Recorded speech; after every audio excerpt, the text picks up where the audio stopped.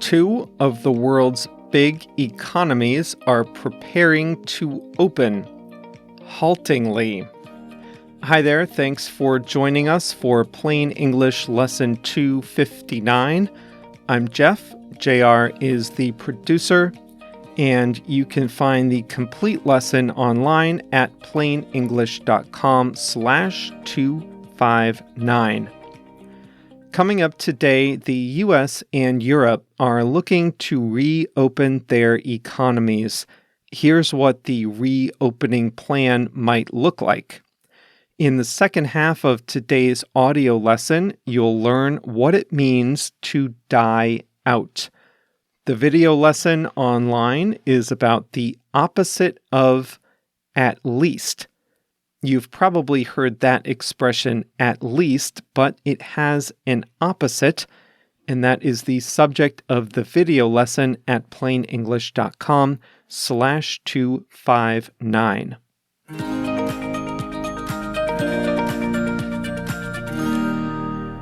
The United States and Europe are in the early stages of reopening after a months-long shutdown due to the coronavirus. It won't be easy. The biggest fear is a second wave of the coronavirus. Testing is sporadic now, but most large studies show that at most 15% of the population has immunity to the virus. As bad as the epidemic has been, 85% of people are still at risk of catching it.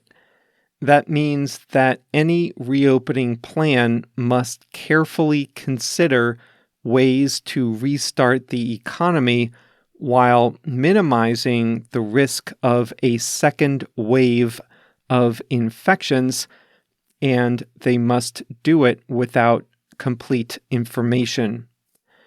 The head of Italy's Manufacturing Trade Association summarized it this way.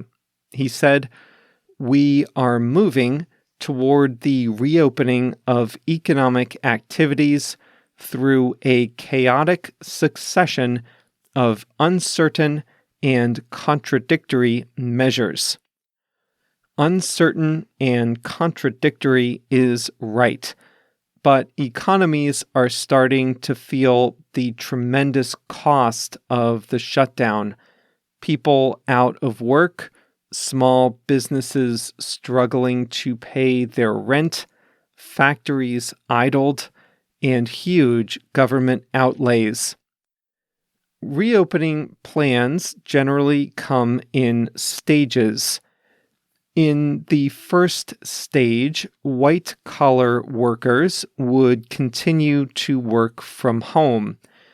Manufacturing would restart in this first wave. Employers would be encouraged to use technology to maintain a safe distance between workers where possible. Some service-based businesses would reopen, but with restrictions. What kinds of restrictions?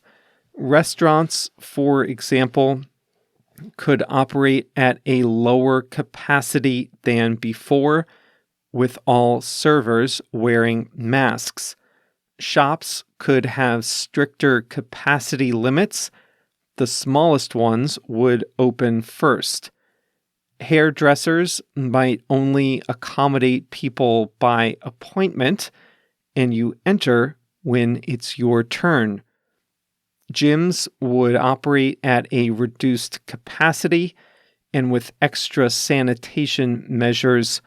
No bars and nightclubs would be open. Non-essential travel would continue to be discouraged. Vulnerable populations like seniors and those with health conditions should continue to stay at home. Face masks would be required in many public areas, including on public transportation, all in this first phase of reopening. Then, It's time to wait and see.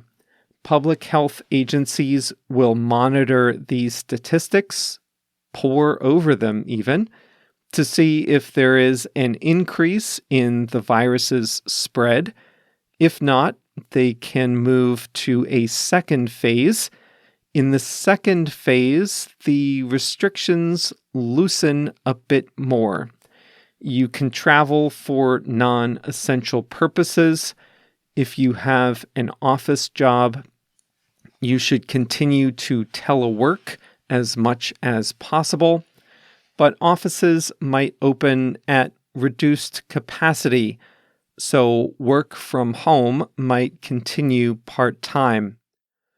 Social distancing guidelines for places like movie theaters will remain in place, but they will be relaxed a bit. Schools, youth groups, and churches can start to operate as normally. This might be where sporting events can restart, but seniors should continue to practice as much social distancing as possible. Visits to nursing homes and retirement communities would continue to be restricted. And then the final phase is the one that approaches normal, with higher capacity events returning only after the virus's transmission has been significantly reduced. The key is to get to an R value of less than 1, and that would mean each infected person infects less than one more person on average.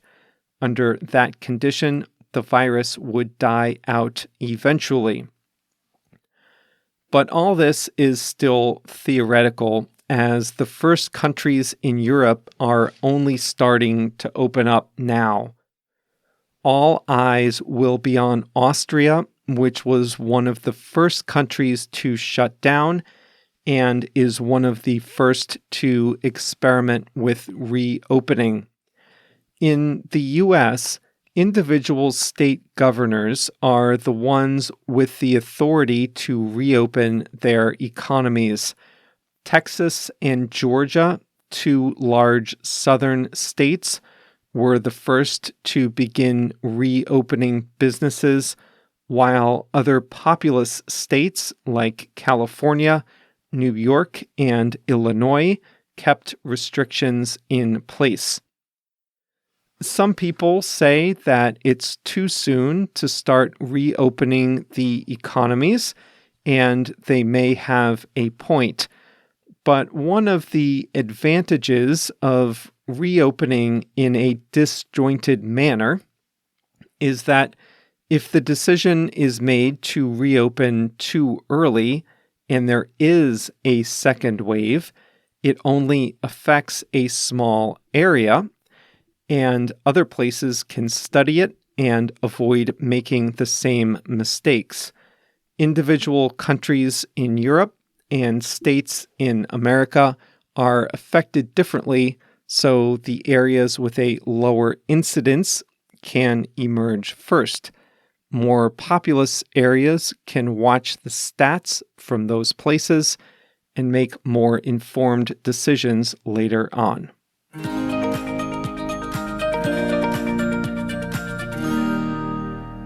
No easy answers, that's for sure. On Monday, I told you about the new site organization.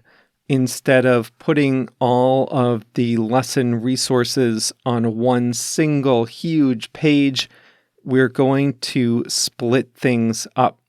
The main topic will be on one page, the expression on another, the video on another, and so on. There are a few other components that I want to share with you. Those of you who are on our email list know that we send out a summary of each lesson, and we also send out 2 additional bonuses just for being on the list. Those are an explanation of one additional word or phrase from the lesson, and links to 2 English language articles about the main topic.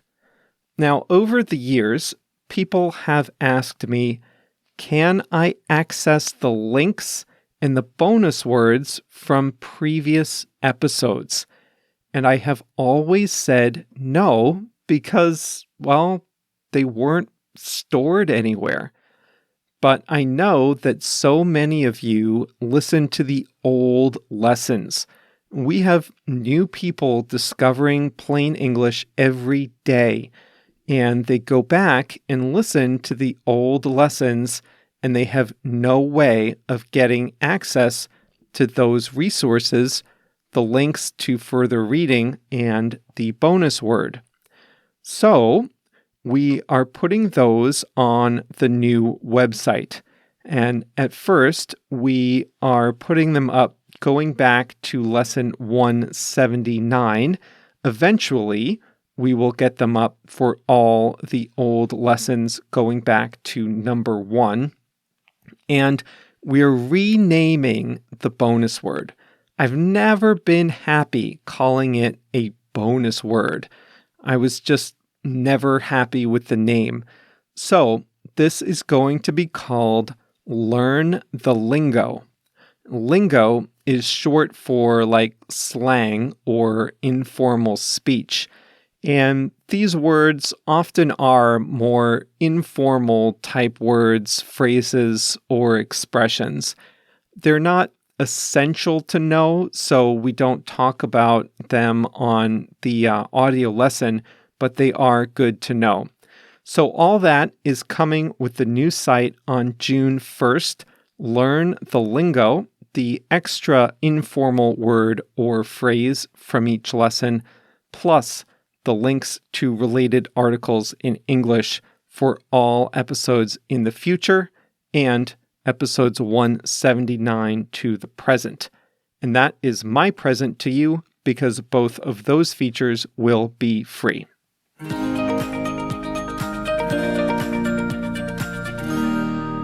Another phrasal verb for you today, to die out. A while back, we talked about die down. Today, it's die out. When something dies out, it becomes less and less prevalent, less and less common, and eventually disappears. That's the key to die out. It's lower and lower, less and less, and then nothing at all. If something dies out, it's gone in the end. Right now, an infected person passes the coronavirus to more than one other person. That guarantees that the virus will continue to spread, especially since so few people have immunity. But if 2 people on average only spread it to one additional person between them, then the virus will naturally die out. Fewer and fewer people will get it in the future, and then it will die out and disappear completely. What are some things that can die out? A tradition can die out if people stop practicing it. A language can die out if it's a rare language and younger people don't learn it anymore. A language can certainly die out. A species can die out if it loses its habitat, or if it's hunted, or if there are too many predators. A species can die out, meaning that it goes extinct. An individual person cannot die out, but a population can die out. A tribe, for example, can die out. A culture can die out. A fire can die out. You might have a fire in your fireplace. You stop putting new logs on the fire early in the evening, and then by 10 or 11 that night, the fire dies out. I did a search for die out on the internet and mostly found coronavirus-related examples, but here are a few other examples. Fast fashion is falling out of favor. Fast fashion is the trend toward making very cheap clothing quickly to catch fleeting trends. The quality is low, and the garments are often discarded after a season or two because they just don't last.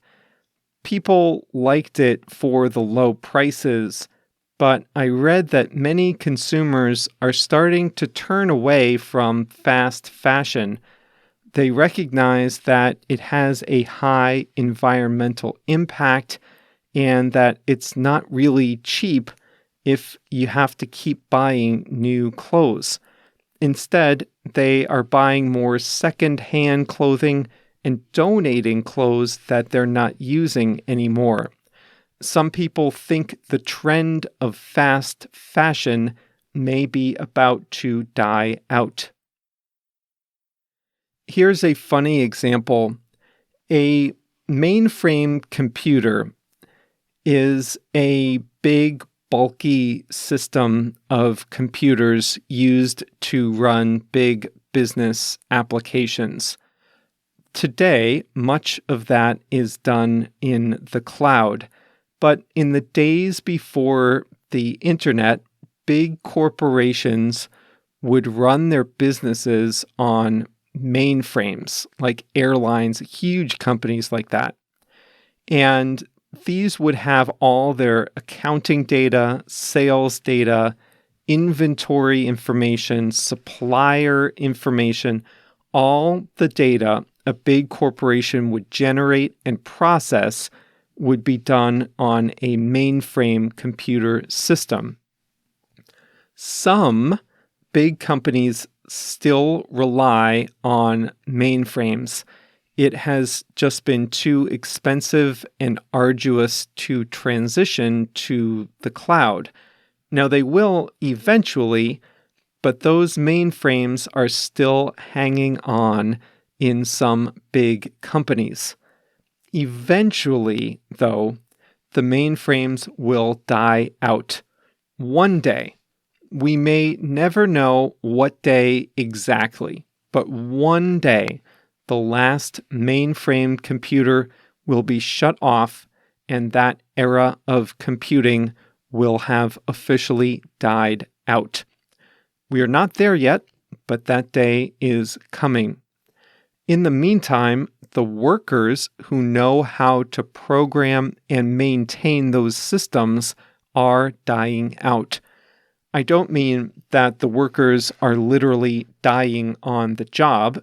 They're retiring, and nobody graduates from Stanford or MIT or Caltech and decides to go into mainframe computing. So the skill set is dying out. As older workers retire, no younger workers have these skills or have the desire to develop them.